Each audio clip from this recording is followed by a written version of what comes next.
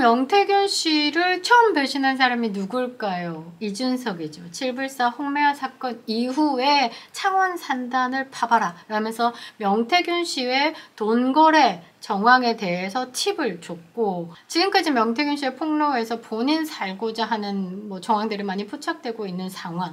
한 번 배신한 놈은 끝까지 배신한다. 반갑습니다. 보수의 품격을 담은 정치 해석 김영윤 TV입니다.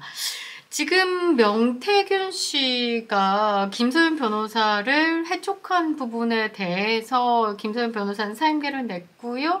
이 부분에 대해서 분명 해석이 있습니다. 좋은 쪽으로 해석하면 영장 실질심사 전에 변호인단을 꾸리고 그리고 구속됐기 때문에 또 다르게 이 사건에 대해서 대응해야 되기 때문에 새로운 팀이 필요하다. 그러나 명태균 씨 같은 경우는 조금 다른 해석이 필요하죠. 이 팀 김종인 사단의 움직임이 있었지 않았나. 그리고 이 좌파 진영에서도 지금 이준석과 원팀이 되었다라고 와 환호를 하더라고요. 왜냐면 이준석과 원팀이 되면 누구를 향해서 공격을 한다?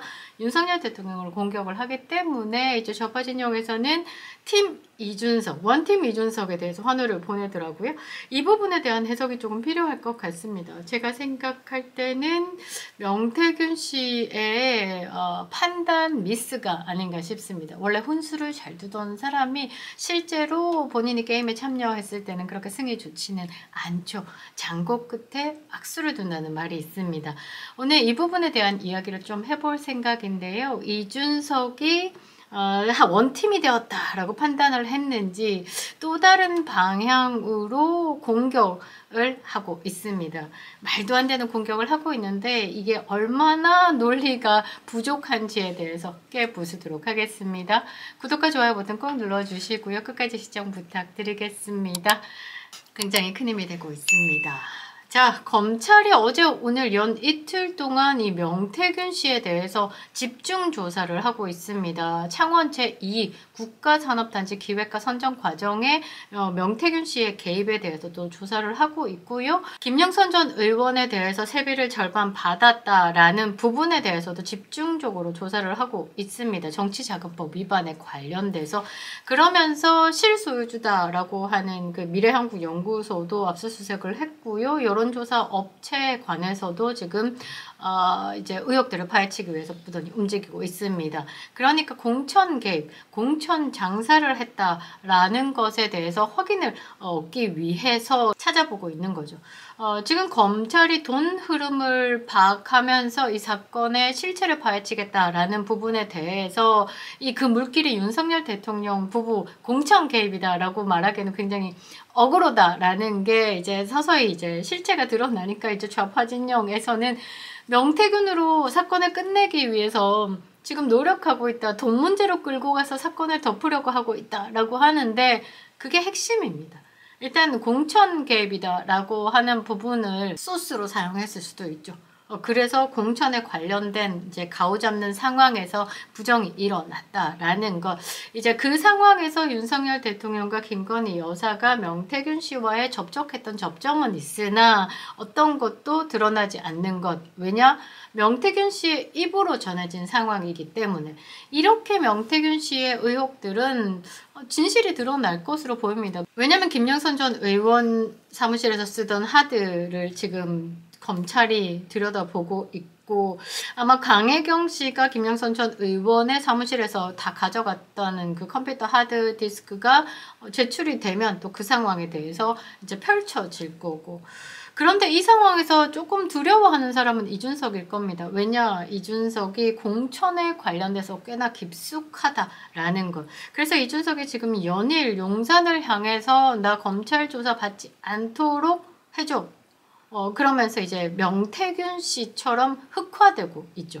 이준석의 흑화 과정에서 갑자기 김소연 변호사의 사임으로 지금 뭔가 원팀이 되었다라고 하는데 제가 볼 때는 그렇습니다. 이제 명태균 씨가 김소연 변호사를 선임했다라는 건 용산과 소통하고자 했음이 분명히 있을 것 같은데 또 사람이 이제 잘못이 있다든지 또 이런 상황이면 일반인 같은 이런 상황이면 굉장히 압박을 받을 겁니다. 빠르게 뭔가 답이 없었다. 그리고 조금 실망스럽게도 중간 과정에서 선불폰을 이용해서 이준석과 또 이준석이 남미 돌아다닐 때 통화를 한 흔적도 있고, 그래서 이쪽 저쪽 구명을 좀 하지 않았을까. 그런데 이제 똥줄 땡긴 이준석이 뭔가 살 수 있는 방법에 대한 제안을 했을 것이다 라고 보고 있습니다. 그래서 명태균 씨 입장에서는 지금 윤석열이냐 이준석이냐 미래 권력이다 라고 생각하고 이준석에게 배팅을 한 것이 아닐까 싶기도 한데요.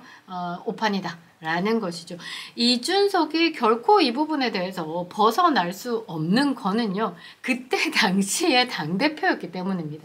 당대표의 권한이 막강합니다. 이준석이 지금 빙다리 핫바지 전략으로 나오고 있죠. 본인은 바보 전략, 그리고 힘이 없었다, 허수아비 당대표다 이러면서 좌파 진영에서 우상호가 윤석열 대통령 이준석이 입을 열면 다칠 거야 라고 경고 메시지를 보내고 있습니다. 그리고 장성철이 누굽니까? 김무성계죠. 뭐 우파 진영의 사람이다라고 얘기하지만 제가 볼 때는 결코 우파 진영은 아닌 것 같습니다. 그 장성철이 나와서 이준석이 검찰 조사 전에 한 8가지 정도 팔보따리죠. 팔보따리를 펼쳐낼 것이다 라고 하는데 저는 팔불출 8개 못 펼쳐낸다라고 저는 보고 있습니다. 뭐 그러면서 지금 용산에 대해서 강력하게 막 메시지를 보내는데 맹탕이다라는 건 모든 결정권자는 당대표입니다. 이 당대표의 도장이 없으면요, 공천 작업 이루어지지 않습니다. 예전에 그 옥새 들고 나르샤 여러분들 기억하시죠? 김무성이 옥새 들고 부산에 날랐죠? 그 나르는 이유는 본인 마음대로 그 공천이 안 되니까 승질나서 옥새 들고 나른 겁니다. 그 옥새가 뭐야? 당대표 도장이죠. 당대표 도장 안 찍으면 공천이 정리가 안 되는 겁니다. 그럼 결국 그 도장을 찍은 게 결정이 됐다라는 거예요. 그 결정자가 오케이 했기 때문에 도장이 찍힌 거죠. 그렇게 봤을 때 이준석이 지금 맨날 떠들어봤자 네가 책임에서 벗어날 수 없다라는 겁니다. 그리고 이준석이 지금 막 입을 털고 있는 게 건 일주일이 다 되어가고 있는데 그렇게 언론에서 다뤄주지를 않는 거, 국민들도 그렇게 호응하지 않는 것은 그거죠. 아니 쥐가 당대표였잖아. 이 말로 그냥 다 끝나는 거예요. 그리고 남미행 돌아다니다가 결국 들어와서는 한다는 말이 당대표로서 당선인과 그 당선인 신분의 사람과 공천에 관해서 논의할 수 있다고 생각합니다. 본인의 생각을 정리해버렸죠. 그러니까 끝나는 겁니다. 근데 이제 와서 또 뭐라고 하냐면 공천 개입 통로로 정진석 지금 현재 비서실장이죠. 비서실장을 사용했을 것이다. 사용했다도 아닙니다. 사용했을 것이다. 합리적인 의심은 가능하다라고 이야기를 합니다. 얼마나 이게 바보 같은 말을 하고 있는지. 이래서 하버드 고졸이란 소리를 듣는 거고, 뭔 이야기를 해도 신뢰를 못 쌓는 거고, 이게 상대방이 들었을 때 아 그렇구나, 맞네, 아 무릎을 탁 쥐고 맞네 라는 말이 나와야 되는데 합리적인 의심이 가능하다. 이게 지금 대한민국 언론을 접촉하면서 의원 배지 달고 있는 사람이 할 말이냐고요. 그리고 꾸준하게 지금 윤석열 정권을 시작되기 전부터 괴롭혀왔던 이준석이 이런 말을 하니까 이제는 끝물이다라는 거죠. 늑대 소년이 거짓말 한두 번 하다가 늑대가 진짜 왔을 때 아무도 믿지 않았다라는 것. 이준석을 보면 주는 교훈이 있다라는 것이죠.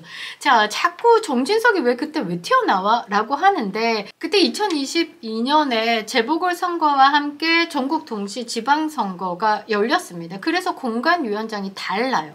이제 제8회 전국 동시 지방선거를 앞두고는 공천관리위원장이 정진석이었고 부위원장이 김재원, 지금 현재도 최고위원이었죠. 그렇습니다. 그 위원들을 쭉 보면 제가 한번 정리를 해드릴 건데요.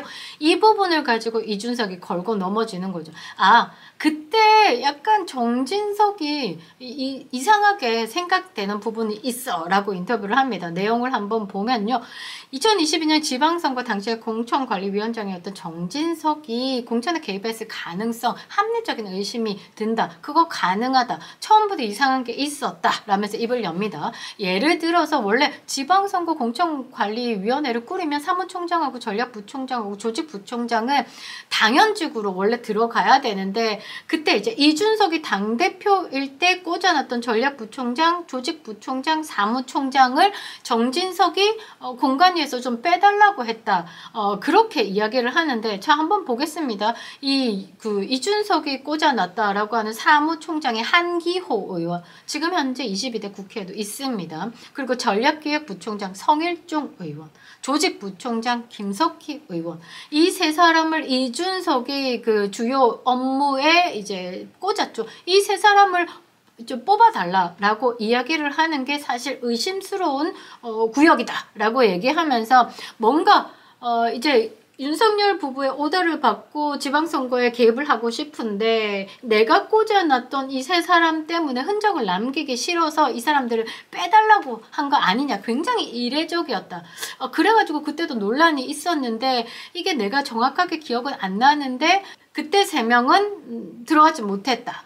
그렇게 이야기를 하면서 이제 정진석이 뭔가 다른 개입의 통로를 들키지 않기 위해서 이렇게 했다. 합리적인 의심이 든다. 이렇게 이야기를 하는데요.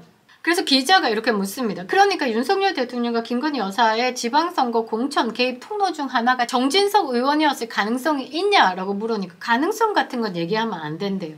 저는 모른대요. 그러니까 이준석 나는 모르는데 합리적인 의심이 들었다는 거고 지금 언론 플레이를 하고 있는 겁니다. 다만 평택시장이나 이런 것들은 저는 들은 게 없다. 들은 게 없어요. 그런데 4등, 5등 하던 분이 갑자기 경선 마지막에 살아남았다라는 건 좀 이상하지 않냐. 그럼 제가 반대로 강남구청장 같은 경우는 한 번도 거론되지 않았고 물론 공천하는 과정에서 굉장히나 잡음이 많았고 이것에 대해서는 이준석 뭐라고 얘기할 수 있습니까? 의아한 부분들이 또 있죠. 마포구청장 같은 경우도 꽤나 그 내부에서 말이 많았다라고 전해 들리는데 이 부분에 대해서는 본인이 할 말은 없습니까? 라고 되묻고 싶은데요. 이런 부분을 가지고 정진석 지금 비서실장이 개입했다라고 합리적인 의심은 가능하다. 이거를 말이라고 하고 있는 겁니다. 말이라고. 그러니까 이준석이 정진석 비서실장이 그때 공관위원장으로 왔을 때 그럼 그때 위원들을 한번 보자고 여러분들 한번 판단해 보시기 바랍니다. 자, 위원장이 정진석일 때 부위원장이 김재원 최고위원이었고 그 위원들이 쫙 있습니다. 눈에 띄는 사람 김상훈, 박성중, 이양수, 조수진, 조혜진, 최영두, 김정재, 배준영, 김미애, 김용태, 김병민, 김재섭, 김경진, 김근시, 김소영, 김연아, 박민식, 박순자, 이언주. 이언주는 이준석과 함께 뭐 전국 콘서트 투어도 다니지 않았습니까?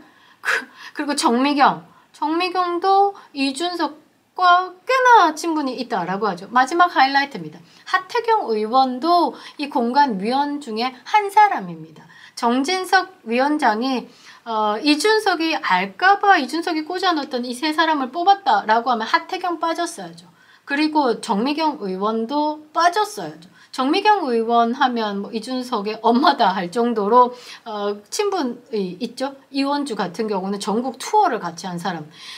이 세 사람만 이야기를 아니 다 필요 없어요. 하태경 의원만 얘기해봐도 이준석이 말하는 게 얼마나 아니었는지를 알 수가 있죠. 이준석의 말이 다 반박당한다라는 겁니다. 그리고 명태균 씨와 김종인 그리고 이준석 이 세 사람의 관계에 대해서 묻는 기자의 질문에 김종인 위원장과의 관계는 제가 모르니까 말할 상황이 아닌 것 같다. 이러면서 창원지검에서 이제 명태균 씨 조사에 참고인 신분으로 이제 김종인과 이준석이 거론이 되죠. 왜 김종인 전 공관위원장을 부르는지 모르겠다라면서 실드를 치고 있죠. 그러면서 세 명이 함께 본 적이 없다라고 이야기를 합니다.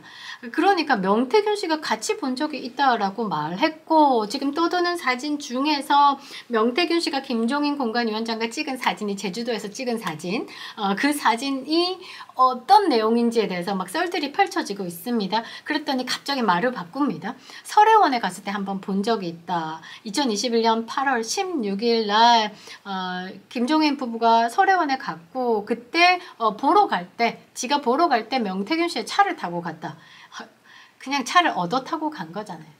그러니까 얻어 타고 갔는지 똥개가 뭐 몰았는지 잘 모르겠는데 이때 2021년 8월 16일이라고 정확한 날짜까지 기억하는 이준석이 그 순간 명태균과 김종인과 이준석은 세 사람 만난 적 없다라고 이야기를 하는 것 그 순간순간 거짓말에 충실한 이준석이 아닐까라는 거죠.